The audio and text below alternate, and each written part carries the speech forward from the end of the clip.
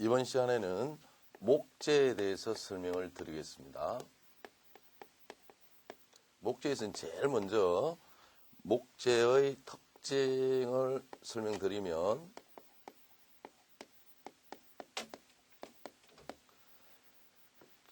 첫째, 장점. 건설 재료로 사용하는 목재의 장점을 열거해 보면요.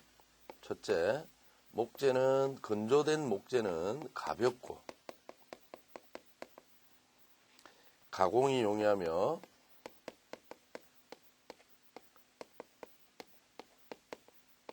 톱절단이 가능하기 때문에 가공이 용이하다 그러고요. 감촉이 좋습니다. 감촉이 좋다. 두 번째로 무게에 비하여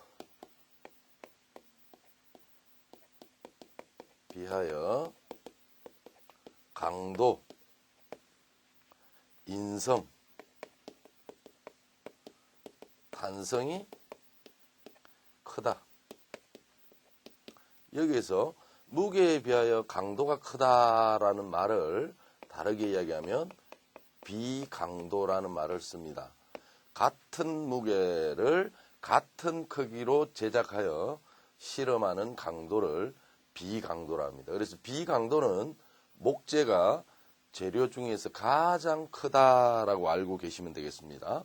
그래서 참고로 비강도의 크기 순서대로 나열을 한번 해보면 소나무, 목재죠. 소나무가 제일 크고 그 다음 알루미늄.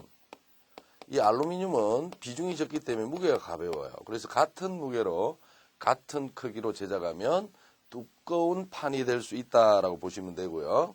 그 다음 연강, 그 다음 비닐, 그 다음 유리, 그 다음 콘크리트. 콘크리트가 비강도는 가장 적다라고 얘기합니다. 왜냐하면 무게가 많이 나간다라고 보시면 되겠습니다. 세 번째, 열 전도율 및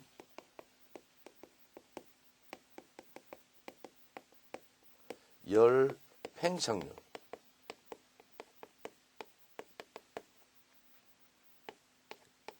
적고 전기적으로 부도체다. 전기가 통하지 않고요. 열 전도율이 적다라는 말은 생재를 절단했을 때에는 내부에 수분이 많이 있습니다. 그럼 건조시키는 경우가 되면 수분이 증발하고 수분이 차지했던 그 부피만큼 공기가 채워지다 보니까 열 전도율이 적고 또 열을 가했을 때 길이가 철처럼 많이 늘어나거나 많이 줄어들거나 이렇게는 안 한다라고 보시면 되겠고요. 네 번째는 산성이나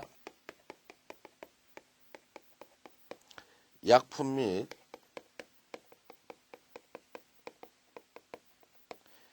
염분 등에 강하다.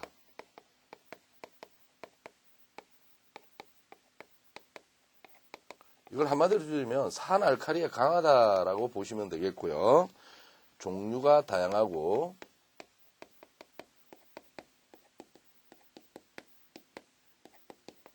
무늬가 아름답다. 무늬가 아름답다. 이렇게 보시면 되겠고요. 두 번째로 단점. 단점은 착화점이 낮습니다. 목재의 착화점은 약 450도씨 전후입니다. 그러다 보니까 착화점이 낮으므로 내화성이 낮은 게 단점 중에 단점이다라고 보시면 되겠습니다. 인하점은 이 착화점이라는 것은 점화원 없이 열의 축적으로 인하여 스스로 불이 붙을 수 있는 최저의 온도라면 목재의 인하점은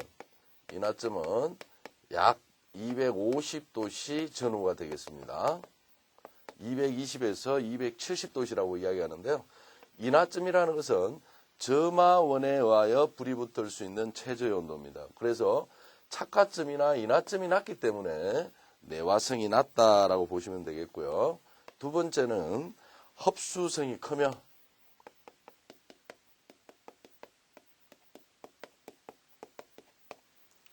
변형되기 쉽다. 이 말은 물이 들어가면 부패가 될 수 있다라고 보시면 되겠습니다. 습도가 많은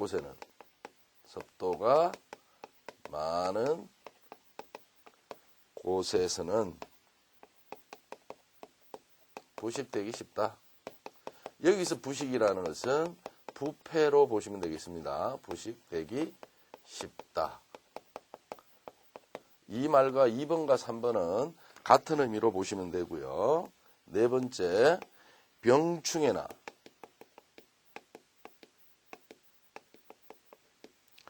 풍해에 의한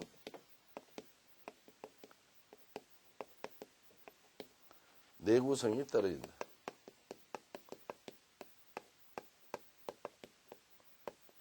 이 말은 병충해나 풍해에 의해서 내구성을 다르게 보면 수명이라고 보시면 됩니다. 그래서 병충해나 풍해에 의한 내구성이 수명이 낮아진다라고 보시면 되고요. 자, 그래서 목재의 장단점을 살펴봤는데요. 이 목재는 이것도 하나 알고 계셔야 됩니다. 허용 강도는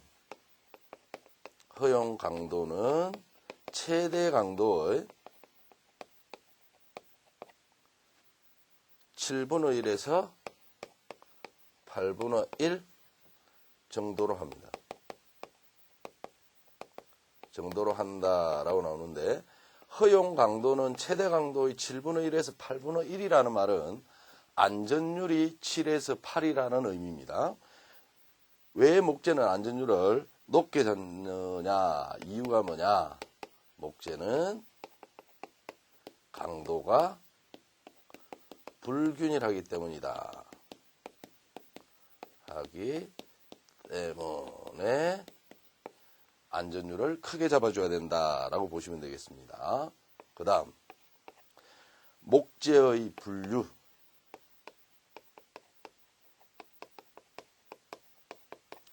목재의 분류는요, 식물학적 분류.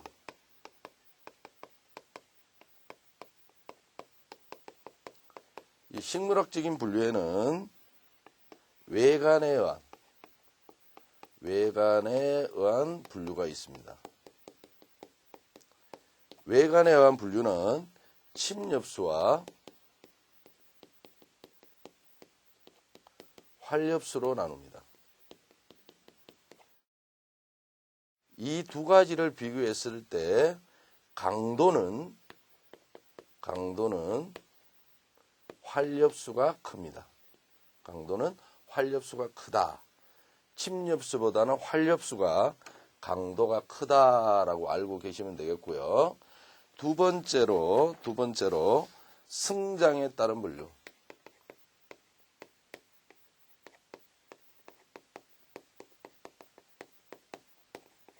성장에 따른 분류는 두 가지로 나타낼 수 있습니다. 외장수, 내장수가 있어요. 그래서 외장수는 침엽수와 활엽수가 있어요. 외장수는 수관의 횡단면에 연륜이 생기는 나무다라고 보시면 되고요. 내장수는 연륜이 생기지 않는 나무인데 대나무와 야자수가 있습니다. 야자수 나무가 있습니다. 이렇게 봐주시면 돼요. 연륜이 없다, 연륜이 생긴다. 나이테가 있다, 나이테가 없다라고 보시면 돼요. 자, 여기서 꼭 봐주셔야 될 게, 다음 보기 중 강도가 가장 높은 것은 또는 강도가 가장 낮은 것은 이런 식으로 나올 때 좀 전에 침엽수보다는 활엽수가 강도가 크다 그랬으므로 우리는 침엽수 정도의 예는 알고 계셔야 돼요. 침엽수에는 어떤 것들이 있느냐? 소나무, 나뭇잎이 뾰족뾰족하죠. 그래서 소나무는 해송, 리기다 소나무, 솔송나무 이런 것들을 전체를 통틀어서 그 다음 전나무, 잣나무 다 전나무나 잣나무도 다 침엽수입니다. 그 다음 낙엽송도 잎이 아주 짧지만 침엽수죠. 비자나무, 가문비나무,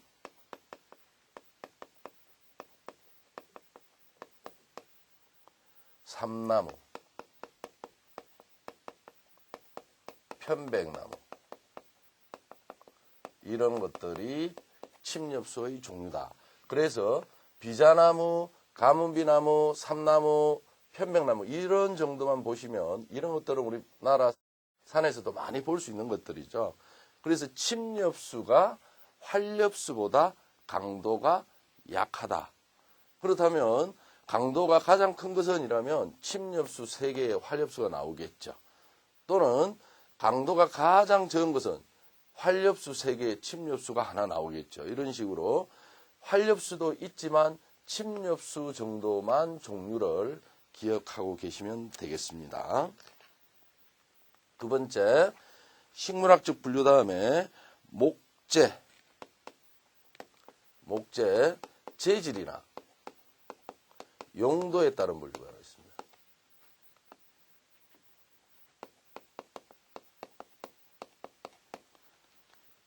첫째, 연재가 있습니다.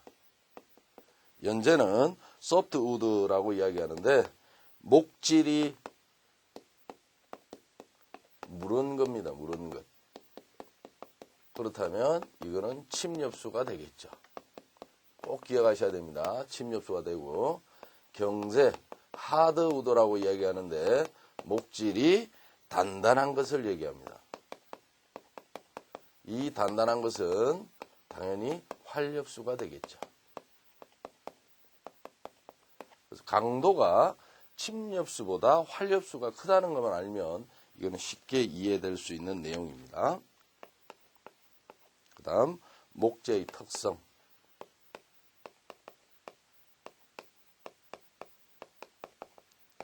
목재의 특성에서는 첫째, 목재의 조직이 있습니다. 목재의 조직에는 나이테.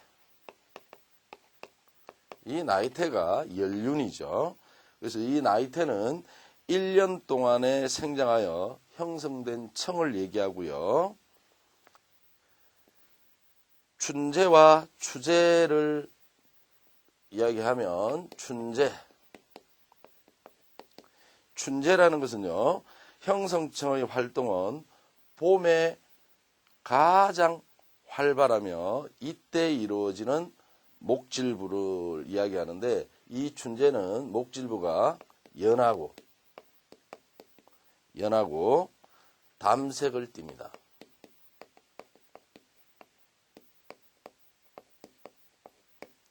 두 번째, 추재가 있습니다.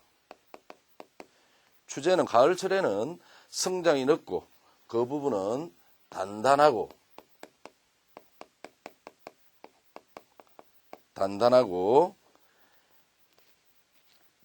진한 색을 띱니다. 그러다 보니까 연하고 담색을 띠는 부분과 진한 색을 띠는 부분, 이 부분이 교차하면서 생겨나서 나이테는 1년에 한 개씩 생겨난다라고 보시면 되고요. 두 번째로 여기에서 우리가 또 하나 봐놔줘야 될 거는 수목은 숲이 안쪽에 있는 형성청의 세포가 분열함으로써 성장을 하고요. 꼭 기억해놔야 될 게 추재는 춘재보다 강도가 크다. 그래서 목재로서의 가치가 있는 것은 강도가 큰 추재고, 춘재는 수분이 많이 들어있고요. 추재는 성장이 멈춰지는 과정이 생기는 거 보니까 수분이 적습니다. 그러면 건조할 때 기간도 적게 걸리겠죠. 그럼 나중에 벌목의 시기는 가을에서 겨울 사이에 벌목하는 게 좋다. 이런 것들도 이해되리라 봅니다. 두 번째는 변재와 심재.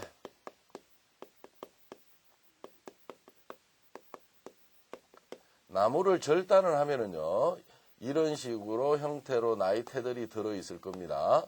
그래서 수심 안쪽에 있는 부분을 심재라고 하고요. 수심 바깥쪽에 있는 부분을 변재라고 얘기를 합니다.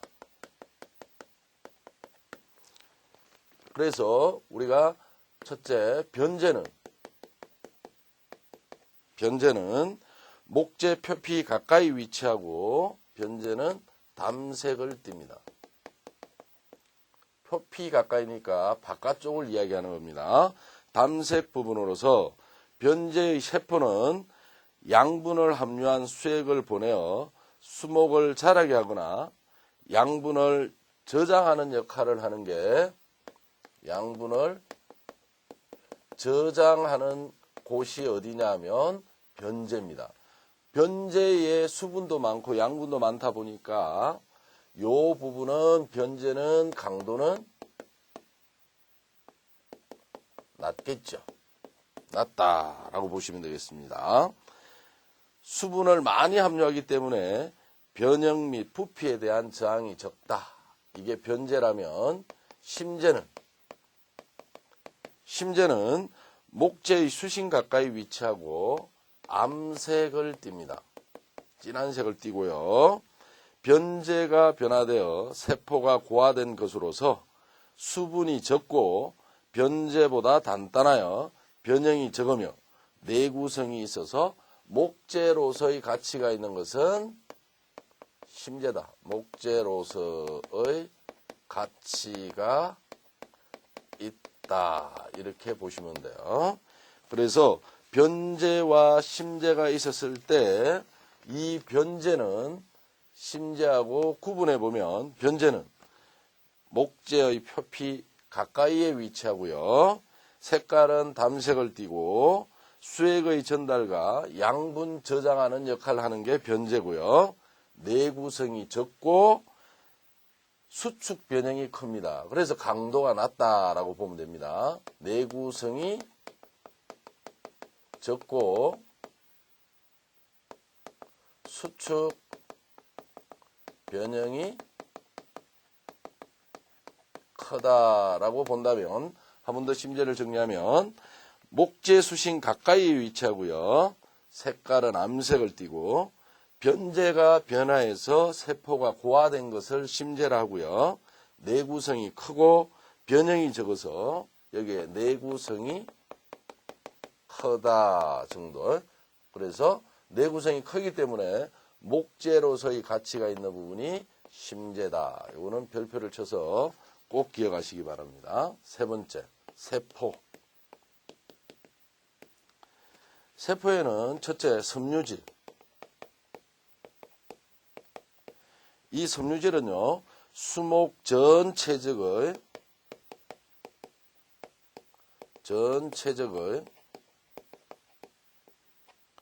90에서 97%를 차지합니다.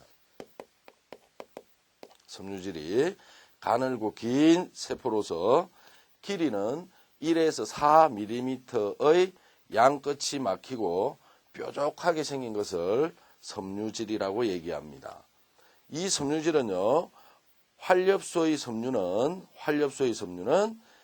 전체적의 40에서 75%를 차지합니다.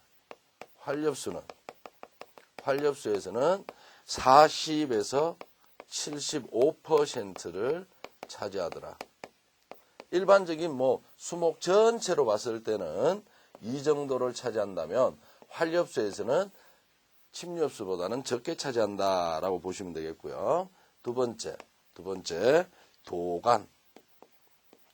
도관이라는 것은요, 활엽수에만 있다. 이 말이 제일 중요합니다. 활엽수에만 있다. 이 말이 아주 중요하고요. 이 도관은 수액을 운반하는 역할을 합니다. 수액 운반 역할을 하더라. 수액 운반 역할을 하면서 활엽수에만 있는 게 뭐냐? 도관. 그렇게 봐놔주시면 되고요. 수선. 이 수선이라는 것은 수심에서 사방으로 뻗어 있는 것, 수액을 수평으로 이동하는 역할. 수액을 수평으로 이동시키는 역할을 하는 게 수선이다. 마지막으로 수지구가 있습니다. 이 수지구는 수지, 즉 송진, 예를 들어서 송진 정도가 수지라고 보면 됩니다. 그래서 송진 등의 이동이나 저장하는 곳을 수지구라 한다. 그래서 세포에는 종류가 4가지가 있다 정도는 되져야 됩니다. 그 다음 목재의 성분.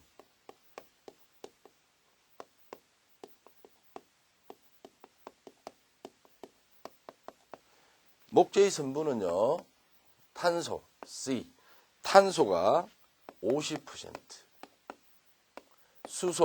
수소가 6%, 산소가 44%. 즉 목재는 CHO로 구성된 물질이다라고 알고 계시면 되고요. 두 번째로 세포막을 구성하는 섬유소는 목재 근조 중량으로 얘기하면 50에서 60% 정도가 섬유소고, 접착제 역할하는 리거린은 목질의 25에서 30%를 점유하고 있다. 참고로만 보시면 되겠습니다. 그 다음 목재의 결 및 목재의 험에는 어떤 것들이 있느냐. 먼저 목재의 결입니다. 목재의 결에는요, 종류가 널결. 이 널결은요, 연륜의 평행 방향의 결입니다. 연륜, 나이테죠. 연륜의 평행 방향의 결. 연륜의 평행 방향의 결이다 보니까 이 널결 같은 경우를 나무를 잘라보면 무늬 모양이 이런 물결 모양으로 나타납니다. 물결 모양으로 나타나는 결을 널결이라고 얘기합니다. 목재면에 나타난 물결 모양으로 결이 거칠고 불규칙한 결을 널결이라고 얘기하고요. 이 널결은 가장 중요한 게 뭐냐면 수축률이 최대이다. 나무의 결 중에 수축률이 최대인 결이 뭐냐? 널결이다 라고 보시면 되겠습니다. 두 번째로 결에는 고든 결이 있습니다. 고든 결은 연륜의 직각변에 나타난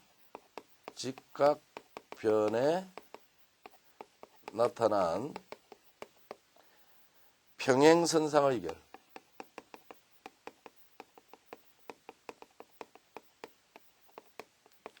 평행선상의 결이니까 나무를 잘라보면 평행선이 나옵니다. 이런 식으로 나무 결이 나오는 것을 고든 결이다 라고 얘기하고요. 이 고든 결은 수축 변형과 마모율이 적고, 고든 결은 수축 변형과 마모율이 적고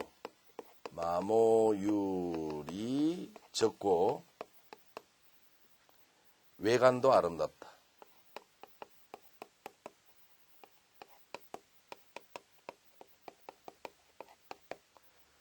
꼭 기억해야 됩니다. 수축 변형이 가장 큰 것이 널결이라면 수축 변형이 가장 적은 것이 고든결이다라고 보시면 돼요. 세 번째로 엇결이라는 게 있습니다. 엇결은 나무 섬유가 꼬여서 나무결이 어긋나게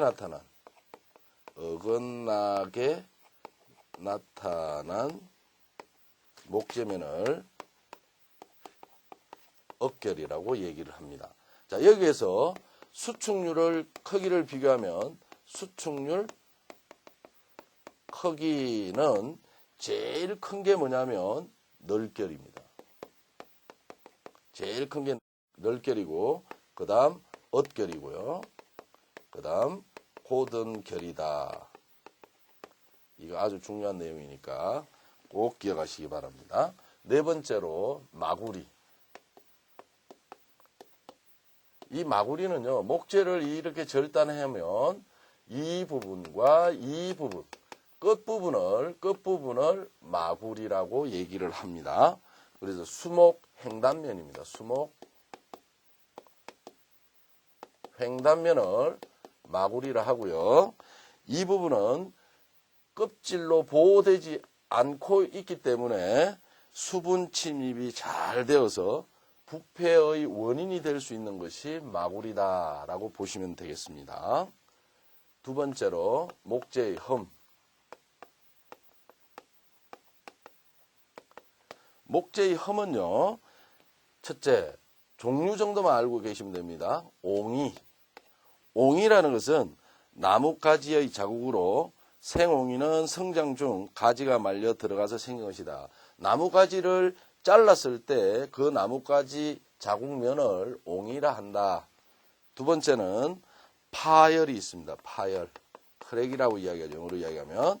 이 파열은 노목에 흔히 나타나는 현상으로서 심재 성형 갈라짐, 변재 성형 갈라짐, 원형 갈라짐 이런 것들이 있습니다. 그래서 심재 성형 갈라짐은 벌목 후 건조 수축에 의해서 생기고요. 변재 성형 갈라짐은 침입된 수분이 동결하여 팽창된 결과에 의해서 생기는 거고요. 원형 갈라짐은 균의 작용이나 수심의 수축에 의해 생기는 다 갈라짐이다 정도만 알고 계시면 되고요. 세 번째 잎이. 이 잎이는 껍질박이라고도 얘기합니다.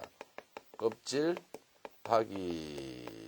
얘기하는데 수목 세로 방향의 외상으로 수피가 말려 들어간 것, 주로 활엽수에 많이 나타나는 흠이죠. 그 다음 혹이 있습니다. 혹.